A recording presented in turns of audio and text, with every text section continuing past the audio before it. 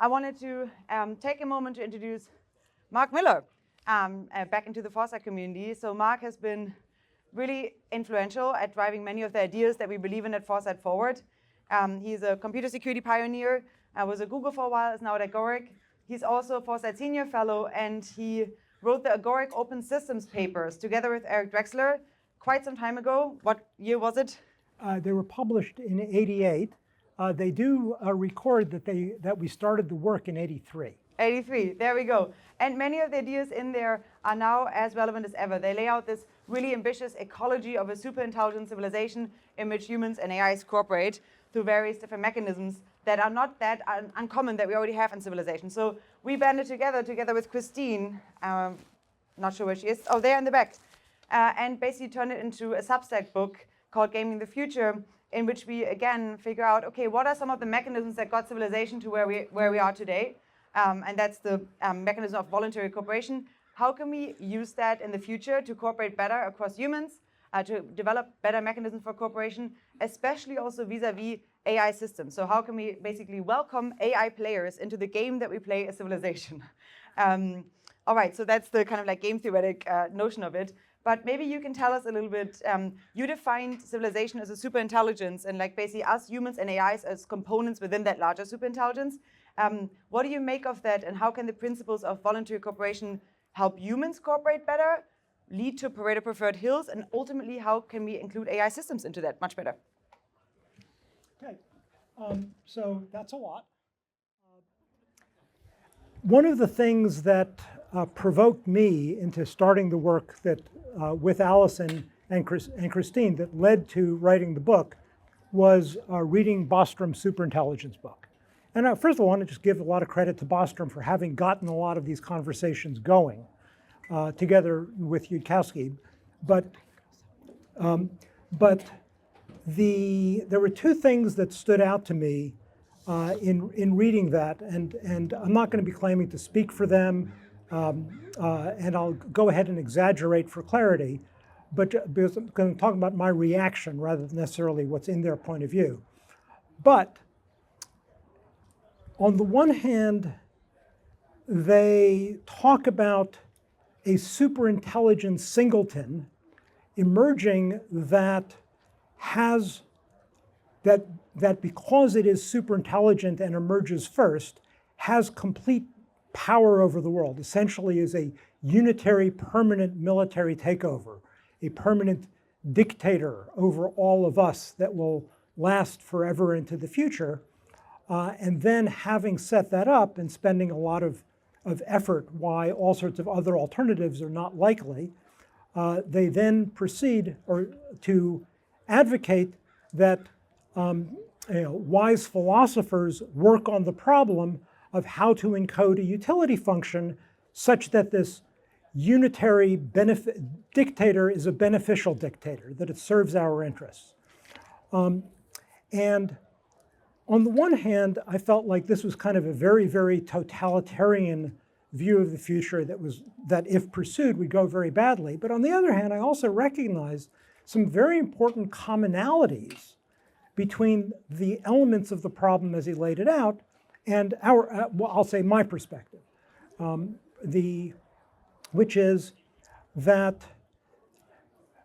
the world will have superintelligences in it that are very, very different than human beings, very different mind architectures, and that things could go very badly if the power to do bad things is distributed badly to things that have malintent. But the thing that stood out to me is this is not a new problem. Human beings have been dealing with superintelligences in our world that have mind architectures very different from humans and have all of these dangers. They're called human institutions. And a whole variety of human institutions, both public and private institutions. And even though they're made out of humans, their mind architectures are not like human mind architectures. And the alignment problem has until the last few hundred years, a really terrible history.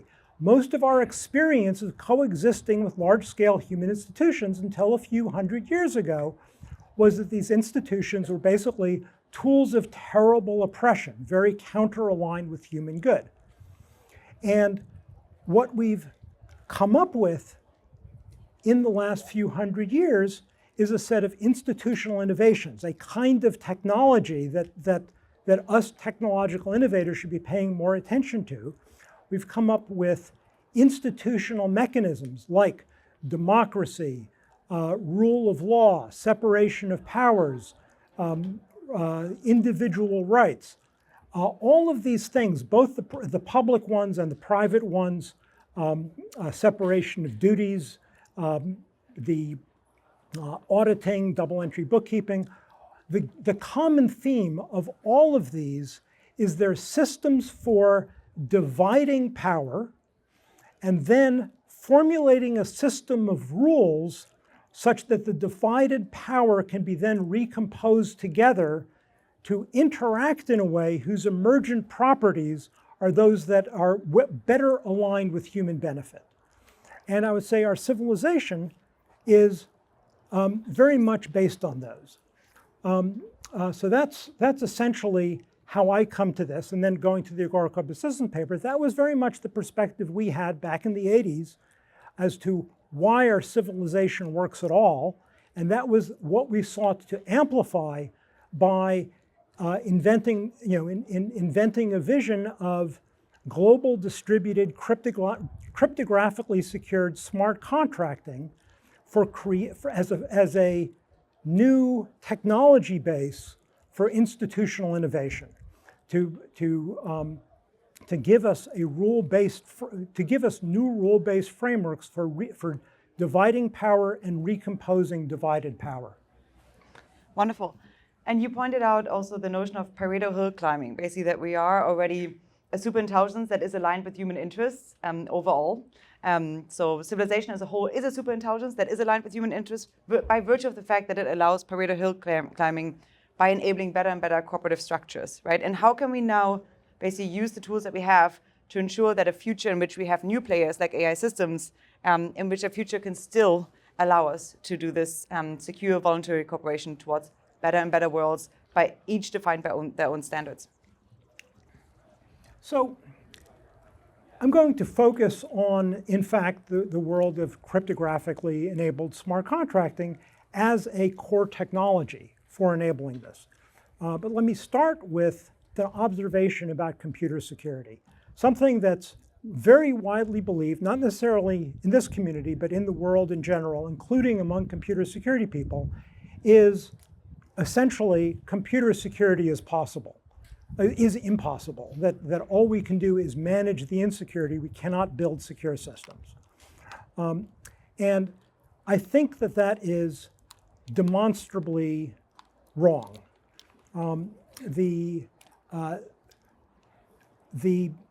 There's many elements of security, some are much harder than others, but SEL4 as an operating system has a very, very good track record. As far as we know, it has no flaws. Who knows SEL4?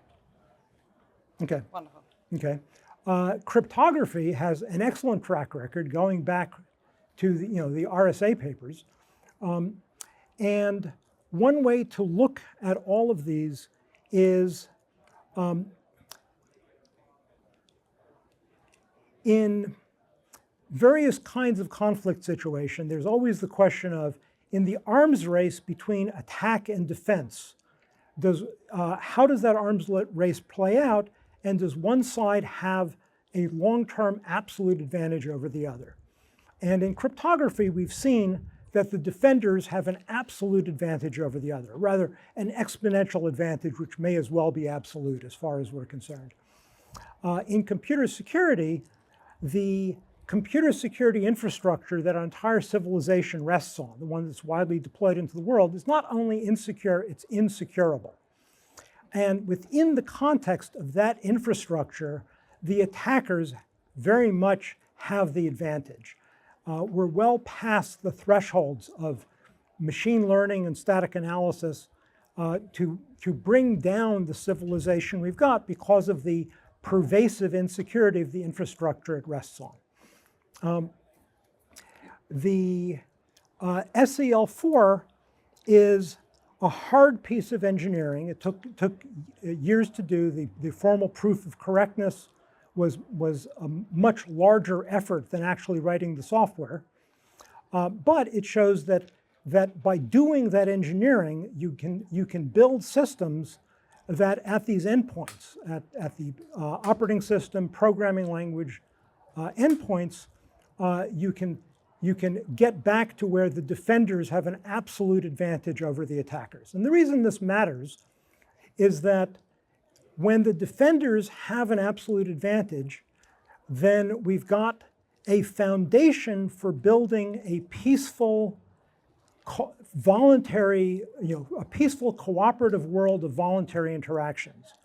In the physical world, it's much more tricky, and it's much harder to play out what the balance of attack and defense is as these arms races go forward. And when the attackers have the advantage, there's dangers that can only be surmounted in what are themselves very unpleasant ways. And I have a lot of thoughts on that we might get to as well. All right, great.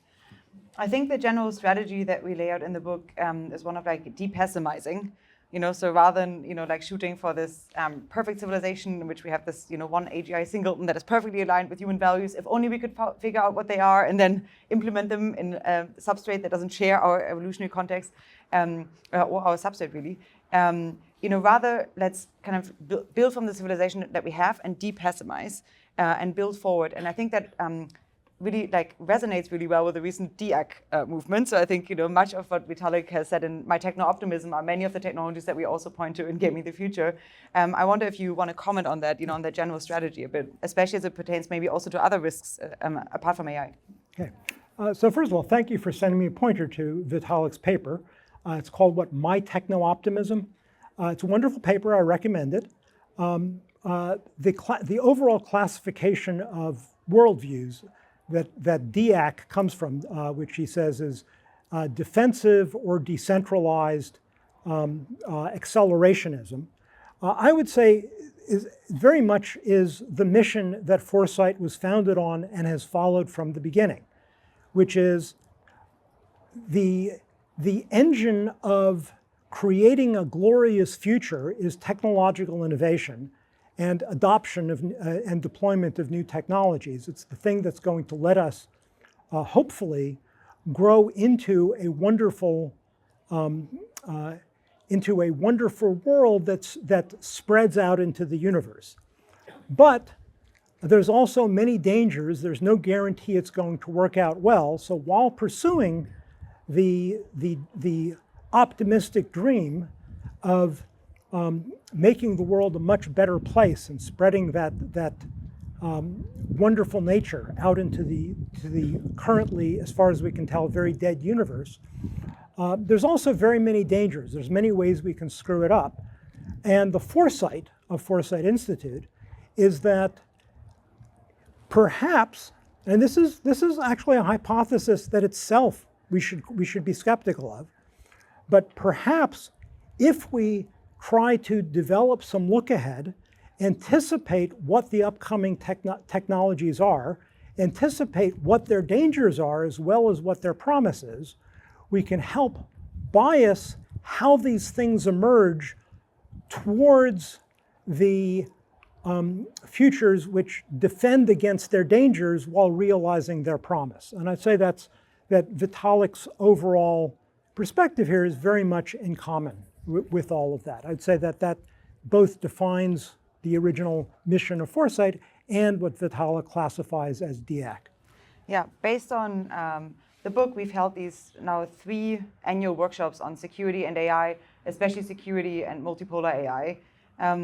And next year, we're going to do probably in Q1, hopefully here, if we can get the venue, an event on DIAC, specifically like projects that are building in the AI security and security space in general. I think Vitalik will also make it here, so that we will be sending a little bit more info out that soon. But we're really trying to support people and projects working along these lines now and actually making progress on that. Well, I want to ask you, that if for people in the room, why should this be relevant? Like, what are a few principles or action items that you have for people going forward? This is like, I think the book lays this kind of like civilizational world out in the abstract, but what can people take on it, in their daily lives or even in their work? Okay. We are of a very, speaking for myself, but I think for many other people here, of a very decentralized mindset with regard to power. The reason I said that this premise of foresight, that by anticipating the dangers, we might be able to better avoid them, the reason I said why we should even be skeptical about that hypothesis is that sometimes the things that we do in reaction to the dangers make things worse. So we need to be very, very careful about that. So I'm going to take the opportunity to pick a fight with some of the things I heard yesterday. The approaches that rely on keeping dangerous ideas secret or dangerous information secret can have short-term beneficial utility, but only very short-term. If the power that's needed to produce the dangerous idea is simply problem-solving capacity, there are already, large AI models which are open source. They are going to grow. These open source AI models are completely outside all of the control mechanisms, not all of them, most of the control mechanisms that I heard talked about yesterday. And any dangerous idea that the current LLM shepherds are trying to prevent the LLM from publicly answering, all those open source AI models are outside of that control. And I think that for any long-term solution has to be consistent with information being public, especially information that depends only on problem-solving ability to generate. So our overall system has to be resilient against the publication of dangerous ideas. So first of all, for those of you working on AI and concerned about dangers, I want to sort of infect you with the cypherpunk mission and vision in the world. The cypherpunks in the late 80s and especially through the 90s, this small band of technologists, of programmers with essentially no resources, won the first crypto wars against the adversary, which was the United States' entire intelligence apparatus. We won. How did this small band of technologists win against that? And the answer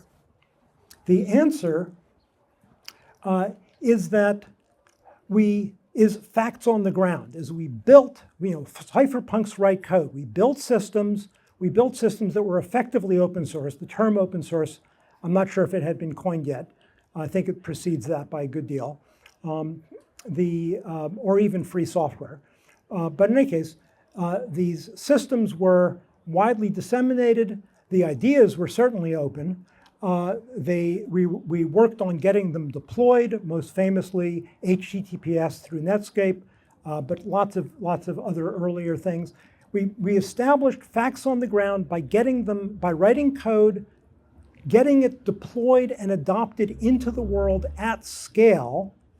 And that means that those who would centralize power were looking at this adoption, this massive decentralized adoption through open source mechanisms which were uncontrollable, and realizing these are just facts on the ground they had to live with.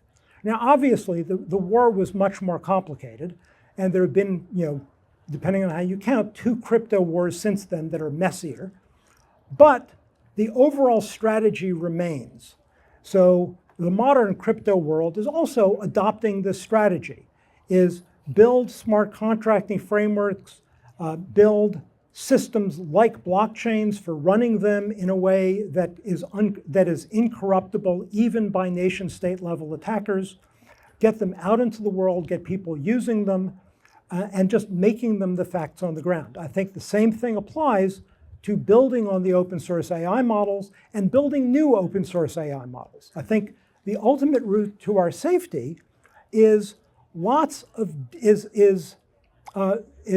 again in line with what it had been, which is have lots of different mind architectures, lots of different kinds of mind architectures out there in the world, all coexisting, so that each one finds itself in the position of having its own peculiar goals and way of thinking, but being a minority player in a world mostly populated by other such architectures.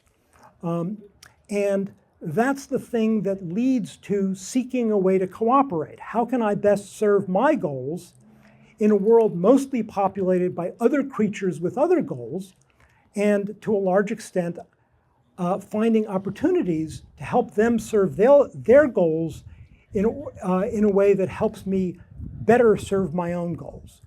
And then these frameworks of cooperation for creating rule-based interactions that are expected to be positive sum, expected to be mutually beneficial, to really accelerate the development of the ability to create new such rule-based interactions like smart contracts for these divergent parties to be interacting with each other. All right, that's a lot to digest. I would say instead of doing an open Q&A, anyone who wants to talk about those ideas further with Mark, I would just say maybe come to the front. We'll maybe place you here. And we're also going to take a group photo here now. So do please stay put. So more people will be streaming in a second. But if you're interested in learning more about these ideas and like how we're supporting them now, including with the Norm Hardy Prize for Computer Security, with the DIAC event, with our AI grants that are focusing on security, you can find all of that on our website, and I'm happy to share that more with you. But I think we really need to start building secure systems and building them at scale, especially vis-a-vis AI. Yeah, actually, I want to expand on that specifically. A way to think about what the Norm Hardy Prize is about, which I'm about to explain, is you can think of it as an alignment problem in the small. The alignment problem in the large that has been laid out about philosophers creating this grand utility function that encodes benefit to all of mankind. I don't believe in that at all. But an alignment problem in the small is we know how to build secure computing systems that are secure in their own terms, secure in interaction with each other. What we don't know how to do well yet is how to bring that out through the user interface so that a person, when, for example, they're authorizing some action because they think it serves their interest, understand what the implications are of the action that they're authorizing. And the Norm Hardy Prize is about figuring out how to help users interact with secure systems securely. We know how to, given that the system itself is secure, that last mile of the human being interacting with it securely, understanding whether what they're authorizing actually fulfills the intentions behind their decision to authorize, is an essential alignment problem to enable this world going forward to actually continue to be cooperative with human interests, to serve human interests, is it requires humans to be able to act in ways that confidently represent their interests. All right, wonderful. If you want more info on this, Mark will be around. Maybe we'll move you down here in case people want to chat to you, and the others are streaming in shortly for a group photo. So please don't run away if you want to be in the photo. If you don't want to be in the photo, feel free to run away. But the photos are really nice to remember them long term. Thank you so much, Mark. Again, if you want to know more about the book, I can send out a link here. And we're really trying to lay out this grander vision of how can we secure civilization in a multipolar, decentralized way while benefiting its constituents parts, human, AI, and others on the long term. Thank you very much.